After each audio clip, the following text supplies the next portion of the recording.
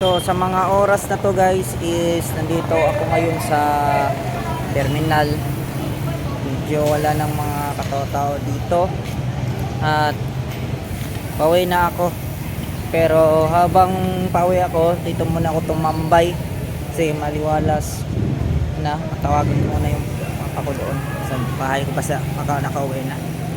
So medyo mahirap pero ganun pa man ay nakaraos pa din. So ngayon wala tayong kita ngayon kahit kunsing.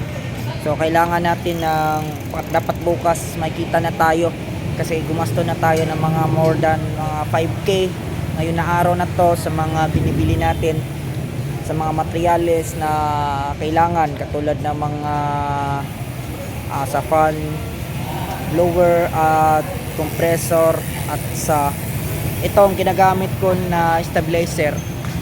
So medyo gumasto na tayo ng malaki sa ganito.